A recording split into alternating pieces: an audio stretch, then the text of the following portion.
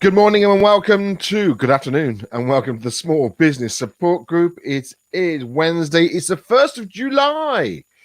Now, come on, July. Let's not be like June and May. You just sit in the corner and be nice and play nice. Let's not have another weird month. Well, it could be. I think it's still going to be a weird month. So Grant is in. Good afternoon, Grant. Hey guys. So it's just us two today. So I'm just going to briefly talk about what's happening in Leicester, really, because obviously they've gone back into lockdown because of the rates of infections they've had, and I'm a bit unsure. I think, as ever, the thing with the government, they're trying to do something correct, and this whack-a-mole type of system that they're going to hit the areas that got the spikes and lock them down does work on paper, obviously, but when you've got a city like Birmingham or London or Manchester, which is like Leicester as well, which is quite a big core, and then there's a lot of people around the outside. I mean, looking at the map that they've got on here, this is that the bit in the centre, which is obviously the city centre, that's the bit that's locked down. But how are they going to police the areas around that? I do not understand that. The police have said that they've had no instruction on how to enforce this. Are they arresting people when they go across the line? It's not as if it's a wall that's built around the city. It's they're just normal roads, and there's obviously roads that are cut in half, which you can clearly see down the bottom left-hand side there. There's a road there that's cut in half, so that means somebody in the house won't be able to come out. On the other side, they can. So how's that going to work? It's just insane. I mean, some of the other bits and pieces of the news that have come on. I'm just going to read some of the headlines that they've put up this morning. Let's have a look. And this is the explanation of why they've put it into lockdown. They've had 135 cases per 100,000 people, which was 3 times higher than the next highest city. So admissions to hospitals were between 6 and 10 per day, compared to about 1 a day elsewhere. Because obviously the rates are going down, the numbers are going down, so it's all working well. But there is definitely a spike that's happening in Leicester, and those admissions into the hospital is how they rate them. So what are they doing? Well, obviously, what's happening this weekend for the rest of the country, which is the relaxation of the social distancing, and also the pubs and restaurants opening, and the 1 metre plus. That's been scrapped. That's going to be delayed for 2 weeks. Again, non-essential businesses will have to shut down again. Schools will be closed from tomorrow, except for people who are critical workers and those classes vulnerable. And then they're going to step up the local COVID-19 testing. Now, I think Trump last week made a joke about why America have got so many cases, because he said they're testing more people, so it's showing up more people. And I think Grant, you mentioned that, didn't you? A few weeks back. And this could be the case in Leicester, because about 12, 13 days ago, they had a small spike of cases. And so they then threw a load of mobile testing units into the city centre, which has obviously tested more people. So this is now showing that more people have got it. Yes, the hospitals have gone up slightly from 1 to, between 8 and 10 people going in each day. But is that a spike that needs to close down the city? Because it's a big city. I mean, I've DJ'd in Leicester, and it's a very, very big city. Do you know Leicester, Grant? Yeah. I mean, it does make you wonder, doesn't it, that at the moment, if the spike is, what did you say, 6 to 10 people going into hospital? Yeah, it's between 6 and 10 a day. Have they mentioned on any of the stats that you've looked at? Have they mentioned whether there's been a spike in deaths in Leicester? No. They've not mentioned about deaths at all. Just that's, the most important statistic. Are people dying? And if there's only 6 to 10 people going into hospital, based on the previous stats, that would mean the death rate will be really, really low. Yes, I think that's correct. And therefore, it does make you wonder why all these businesses that are now going to be affected. Yeah. I mean, I did have a little look into this to try and, if we accept that Leicester has got a spike, you've got to question why that is. And according to the articles that I looked at yesterday, it was to do with there's quite a lot of high density housing, so a lot of houses of multiple occupancy. Yeah. There's a lot of factories as well in Leicester, so you've got people that are working together in close proximity, and so it does kind of create an environment that is conducive to transmitting the virus. But again, how many times have we discussed it on this program about, is lockdown really the most appropriate thing? Given that I feel so desperately sorry for all those businesses, restaurants, and and businesses that were looking to go back to work next week and open up have now been delayed further. I mean, that could be the death blow for the business. Yeah, definitely. For those people. Because they've spent extra money on getting everything ready for COVID's protection and stuff.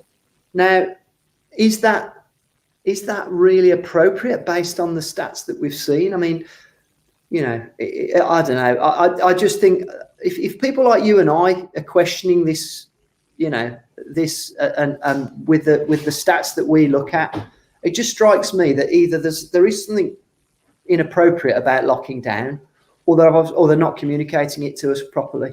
Because ultimately, what we want to do, we do want to stop the spread of the virus, but ultimately that means because we want to stop deaths. We want to stop the excess deaths. Now, they've not talked about that at all. No. They've not talked about it. Maybe it's just not been reported properly. Maybe there have been excess deaths in Leicester. Well, I mean, the death rate yesterday, but this is obviously, shouldn't call it the death rate. It's just the death toll. Is 155 was yesterday. Now, that's for the whole of the UK. So, but they don't break it down into areas that it takes a long time to report that. But you see, the excess deaths have stopped. We're virtually at the normal death rate. That's normal for the UK, which obviously fluctuates anyway, as you've discussed before. But it's the ONS report that says death rates from yesterday have stopped. Excess death rates have stopped. It is now virtually normal level. I mean, that for me, just I'm flabbergasted. That do you think that they've done this as a? We should put the news beyond the news. Do you think they've done this as a test? Is they've had a little spike? Are the sheep still compliant? It's that because obviously as we open up this weekend, there will be. I'm not saying the death rate will increase, but I think the infections probably will increase among people who can survive it, with the pubs and restaurants opening. And do you think they've done this because it's had a bit of a spike? There's obviously the race, the ethnicity of Leicester is quite is prone more to Asian people. So who can be affected more, because of they can. I've seen that on the Office of National Statistics. That's right. So maybe they're doing that as make a difference as a protection. So I don't know. Maybe it could be they're just doing it as a bit of a test, but I feel deeply sorry for all of it. Let me ask you this, Matt. You've got some of the stuff to hand there. Does this new lockdown for Leicester, is it like a full quarantine? Because let's bear in mind that the UK and a lot of other countries, some have been really, the quarantine has been a proper quarantine in some countries. I know people in Turkey, in South Africa, where you're literally not allowed out your house. Now, for us, we've always had the ability to go for a walk to get our exercise, to obey social distancing rules. So throughout lockdown, we've not been actually confined to our houses like a proper sort of, curfew. Some countries have. So surely in Leicester, that means that they've gone back to. Have they gone back to that scenario where you're still allowed? Well, it looks like because all non-essential shops have been shut. Now, obviously, that was the whole of the UK right at the start, wasn't it? I'm just looking at this on my screen here. They've shut all non-essential shopping. shops. So that means there's no reason to go out other than to get supplies. So we've gone right back to the start of the original lockdown. Hasn't mentioned anything about exercise or anything like that. It's just saying that all the shops are shut. And they're also saying non-essential travel. So that would be part of it. But what's stopping somebody getting in the car and just zipping across that line? And that's the problem. I mean, you know, there's that line with and lots of main roads right in and out of that city there. Obviously, the M1 is just the blow of it there, which I've come off there and gone into the city centre.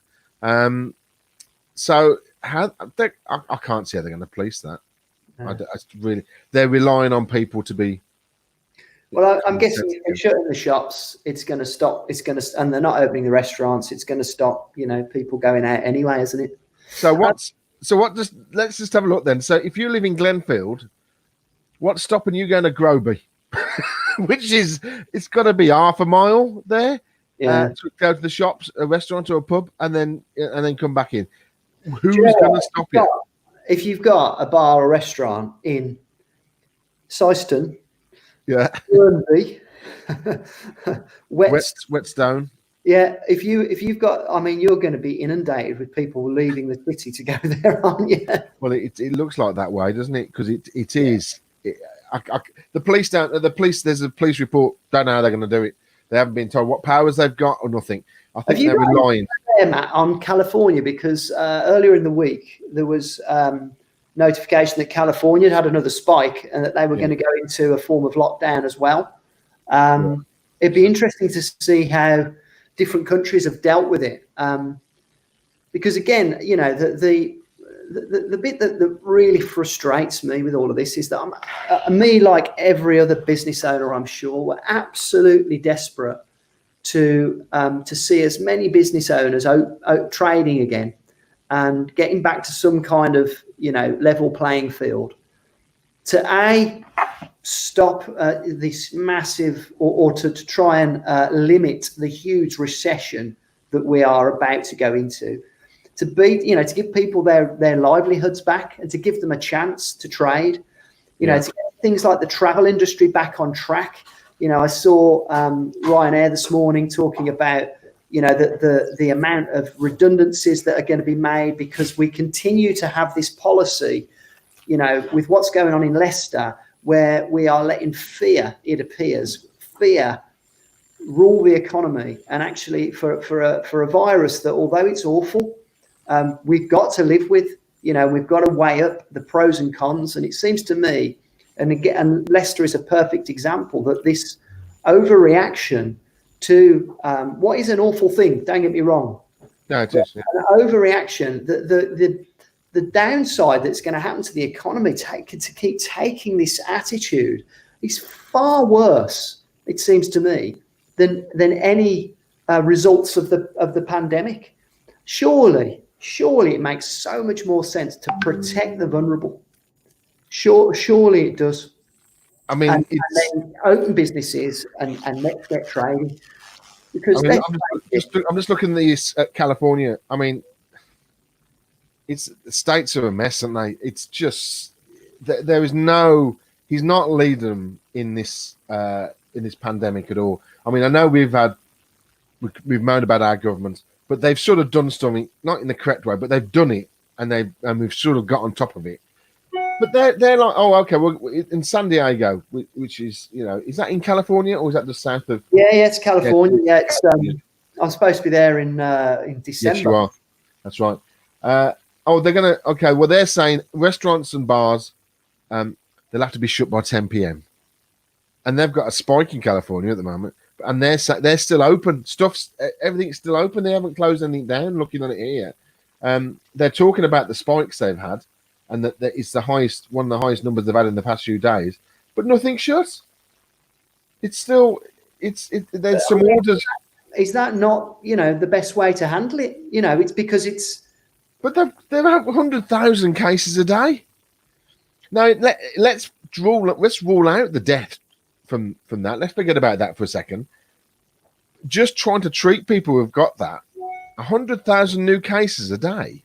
across the Yeah, country. but that's 100,000 cases because they're, as Trump says, they're testing a lot. That doesn't mean to say there's 100,000 people going into hospital. No, but things have been overrun. They're saying certain states are now being overrun, and that was their main thing that was protecting in this country, wasn't it? To protect the NHS, because they didn't want to fall foul of, well, we've took money from the NHS and now they can't deal with it. That's the question they didn't want to answer. So, but what they've done in the States is just that, first of all, they've bought virtually the world's stock. Have you read this one this morning? Of that, what's that drug that inhibits? Not inhibits, but it shortens the recovery time. The steroid, yeah, the steroid. So America, under Trump's guidance, they've bought the world's stock of that drug. No one else can get it. It's all America. It's all gone to America. A bit selfish, isn't it? It is a little bit. Americans are okay, I mean, yeah, we're sort of dealing without it, but it's just insane what they're doing out there, and it's just going to get worse for them. I mean, I think we're riding it out, and what we're doing with that little lockdown in Leicester. Yes, I feel terribly sorry for the businesses there, and it's awful. It's another couple of weeks. I mean, listening to the radio this morning, they've had lots of hairdressers on and all those other pubs and stuff. And the people have been ringing and said, okay, all right, well, if we've got to be locked down for another 2 weeks, it's another 2 weeks. We'll wait a bit longer. It's fine. And that's the typical British way. And that's how we're going to get through this. But for America, it just doesn't seem to give a toss. It's just gone. It's just gone to pot. So, yeah, California's in the right state. That's all I can say. It's but is it, Matt? You're saying it's a right state based on those statistics. If you've been out there, I mean, I spoke to a mate of mine last night, a couple of nights ago, who lives in France 2 weeks of the year. So he kind of does 2 weeks in France, 2 weeks in the UK. He went out there 12 days ago, and so I was quite interested to find out what things are like out there, because I'm due to go out at the end of this month. For sure, yeah. 30th of this month. He said it's typical. It's how you would imagine. He said in the UK, we make a big song and dance out of everything. Everybody's law abiding, and you follow the rules. He said in France, where he is, he said you wouldn't even know there was a problem. He said none of the supermarkets, there's no social distancing signs. Nobody's paying any attention. All the cafes and restaurants are full. I mean, he's right, central, rural France. He said it's probably about 90%. He said there's a little bit, but about 90% back to normal. And nobody's wearing masks. They're just cracking on. Now, France is a massive country, obviously, and I'll bet you where he is in that area, there's probably been 0 cases anyway. Because it's huge, isn't it? I mean, I say it's a massive country. It's massive compared to the UK. You've got a similar population, much, much more geography, The thing is with the UK, it's obviously we've got concentrated, like Leicester's concentrated, isn't it? You've got lots of people. But yeah, it seems to me that we are compliant in the UK, aren't we? Let's face it. We are quite good at that. We're very compliant and very good at queuing. Yeah, but I would be. I'm going to be fascinated to see how this pans out. I may well be proven wrong with my suspicions. The lockdown has been overkill, but America will actually, the states, some of the way they are handling it, and with what the stats that you've just said, we'll know, won't we? We'll know soon enough whether or not. Because I've just got some more stats for you. I know you love your stats. We're just going to. Tracking the global outbreak. This is on BBC News. So, where are we? It's what's been rising in past few weeks. Brazil, they're at just under 40,000 cases a day. Mexico is about 6,000 a day.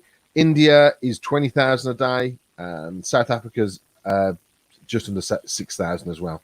So that's just cases. That's not deaths. The death rates, Brazil, they're about 1,000.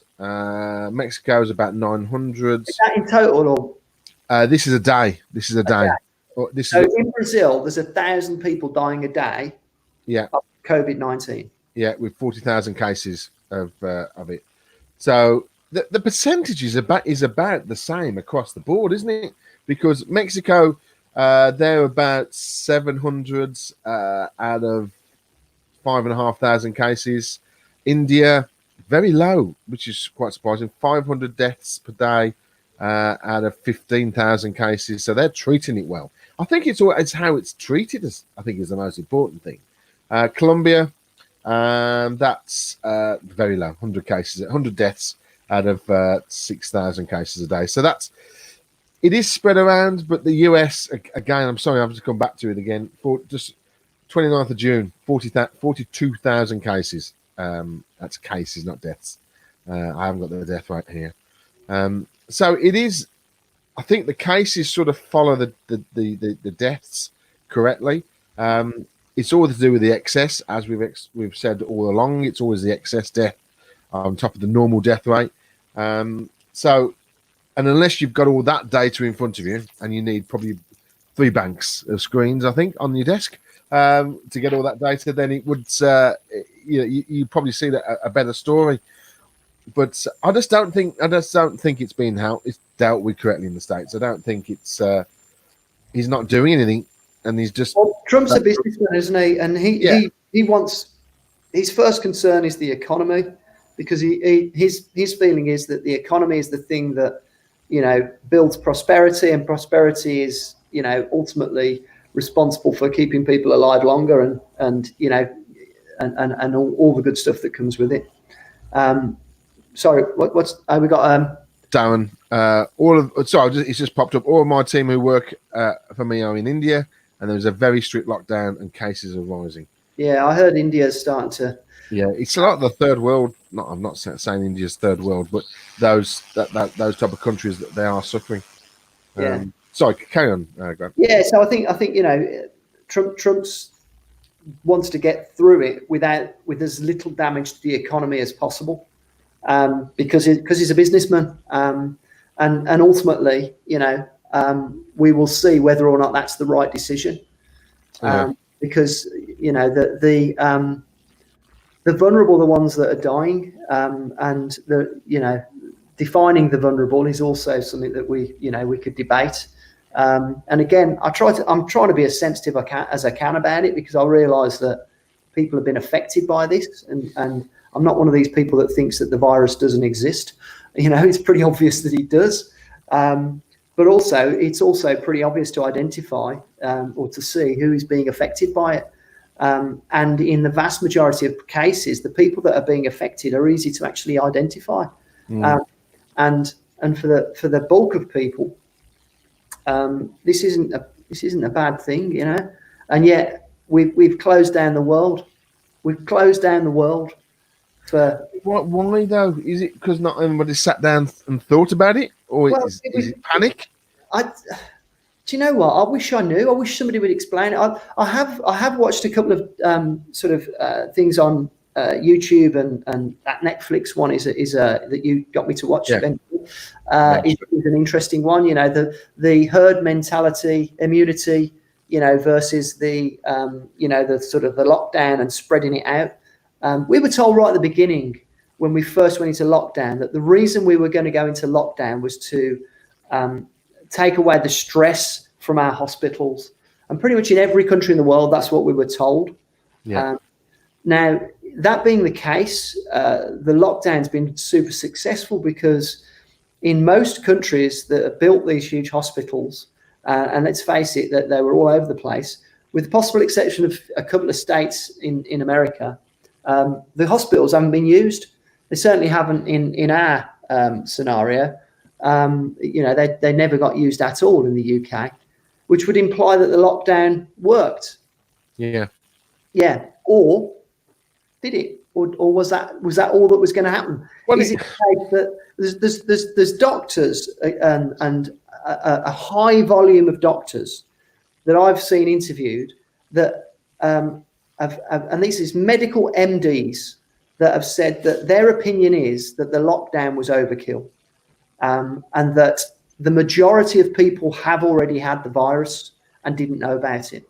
And I've seen, and now I'm no, statistician or medical person, You've got to take everything you see and read with a pinch of salt. You never know whether you're watching fake news or anything else these days.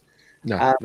But it certainly seems like a strong argument to me when you've got, there was one panel that I saw that was 160 doctors that all got asked lots of interviews about the virus, the pandemic, the lockdown, etc., about whether face masks are appropriate.